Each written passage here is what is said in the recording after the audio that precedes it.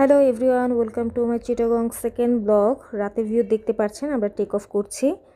Take off করার পর আমরা এখন আমাদের কারের কাছে চলে যাব। আসলে আমাদের গাড়িটা অনেকক্ষণ ধরে আমাদের জন্য ওয়েট করছে।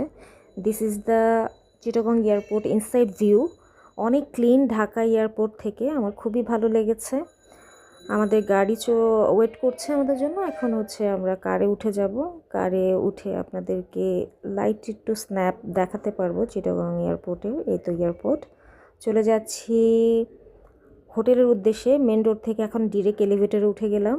এই এলিভেটর ডিরেক্ট আপনি এয়ারপোর্ট থেকে রেডিসন ব্লুর সামনে পর্যন্ত যেতে পারবেন, একদম ডিরেক্ট। নিচের রাস্তা ইউজ করতে হবে না। এটা হচ্ছে রেডিসন ব্লুর হচ্ছে আউটসাইড গেট। আমরা এখন ইনসাইড গেটে চলে যাব, আই মিন লবিতে। লবিতে যাওয়ার আগে আমরা আমাদের লাগেজগুলো নামিয়ে নিলাম। এখন হচ্ছে আমরা চেকিংয়ের জন্য ভেতরে চলে যাব।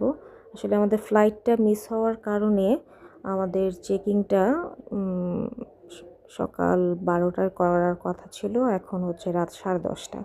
ফুল পেমেন্টটা ওনারা আমাদেরকে করতে বললো, দেন আমি করে দিলাম 3 ডেজের ফুল পেমেন্ট। আপনারা চাইলে চেক আউটের দিনও পেমেন্ট করতে পারেন।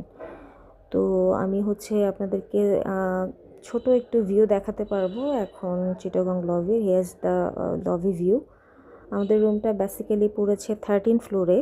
তো লিফটে উঠে গেলাম। 13 ফ্লোরে আমাদের রুম, অনেক উপরে। বাহির থেকে ভেতর থেকে ভিউ খুব ভালোই দেখাচ্ছিল। জানি না দিনে কেমন দেখা যাবে। তো এখন হচ্ছে ইনসাইড ভিউ দেখাচ্ছি আপনাদের, রাতের ভিউ একটু darkish but not bad. Here is the inside view. কালকে আপনাদের দেখাবো চিটাগং রেডিসন ব্লুর others view and service. Bye by.